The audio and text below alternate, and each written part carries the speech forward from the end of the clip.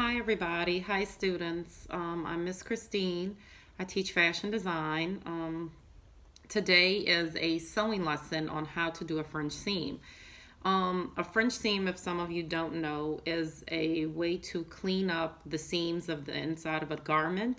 And if you're not going to line it, if you're not going to double line it with anything, and you want your edges to look good, and you may not have a serger to clean it up, which is a different machine that cleans the edges of raw edges to a seam. So we're going to get started with learning how to do a French seam. So let me show you what it actually is. So take, this is an example piece. And if you open it up, you see how the seam is real clean. This is your good side.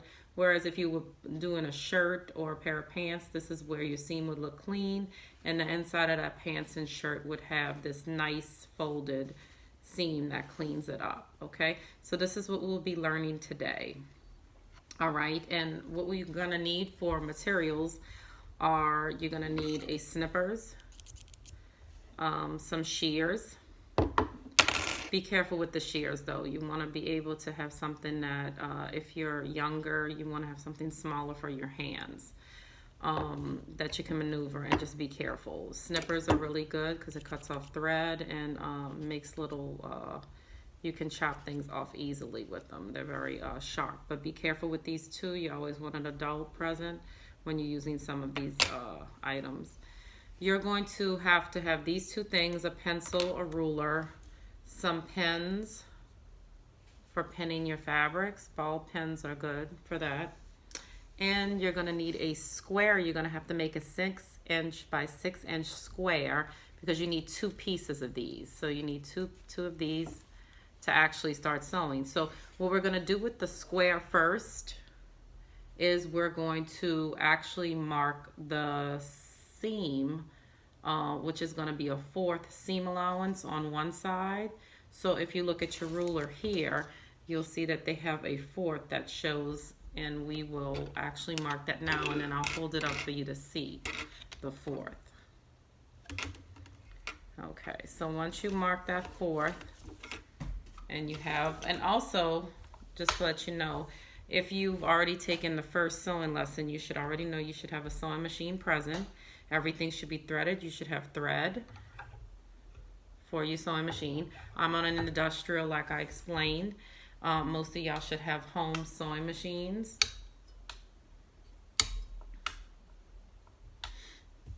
And so just to begin, you're going to have your line drawn here. So that's a 4th seam allowance.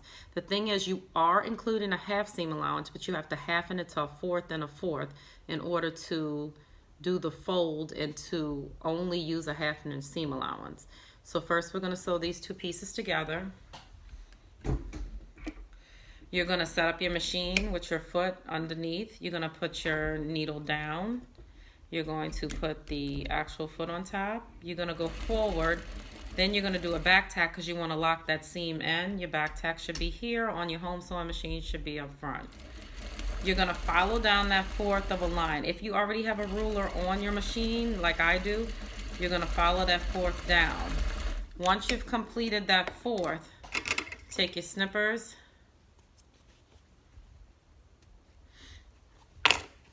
and now you have an open, you have a seam finished, so you can open that up. So you're going to need an iron for this, but you're going to also, if you're too young to use the iron, you're going to need some supervision with that. You don't want to hurt yourself on the iron. So what we're going to do is just iron it flat a little bit over here, just to get it down. So when we get ready to do the fold, which actually makes the nice clean edge, you need to actually trim this seam allowance about 1/8 down. So as we trim, we're going to trim 1/8 off. Okay, so I'm trimming 1/8 off just to get that seam really close. Do not go into your actual stitch. You want to be careful. You can use the snippers for this if your snippers is nice and sharp, so you can actually control the cut. Okay, once that's cut, you see how it's nice and small right here. So What we're going to do is open this up, but we're going to fold it over like this, where you're going to see this seam edge up. You're going to go back with the iron and you're going to make sure this is open and nothing's folded in. You have to make sure this is open real nicely, okay? So even if you have to open it up to get it really flat and then come back on it to have that seam nicely shown,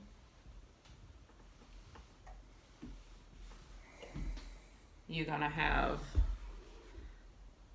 it like this. So once we get back on the machine, you want to mark a fourth going down, because you want to make sure you go over that raw edge when that stitch goes down, so you've created a nice French seam.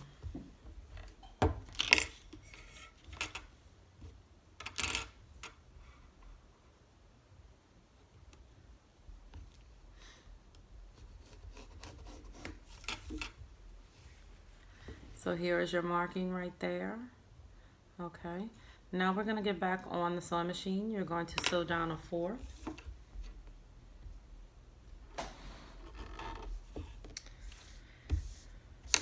This is good when you have no alternative, but it's also a clean and expensive look when you're sewing garments. So I'm going to go up a little bit. I'm going to back tack. Remember to always back tack so that you lock in your seams. Come down. And then you're going to back tack again to lock in your seam.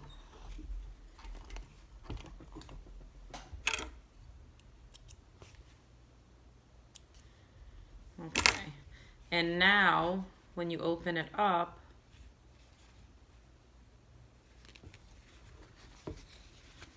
you have your French seam. Okay, so having your French seam, now you're going to iron that down to get a crisp look.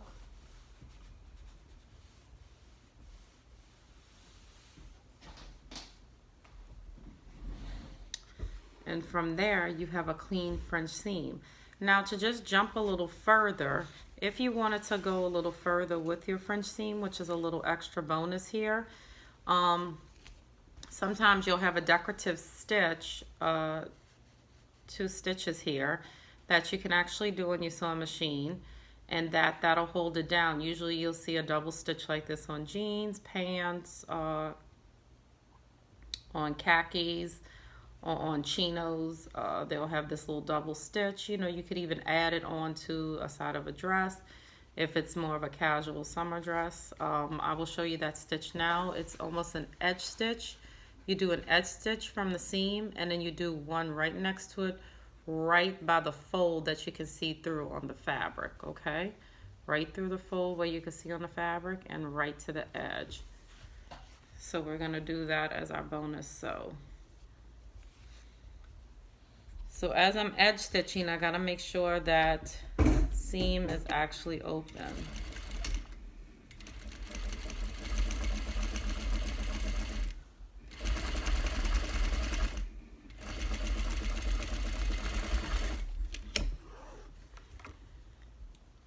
Now you can also make this double stitch wider if you add more seam allowance to your actual French seam, just to let you know. But this is just an example of how to actually do it.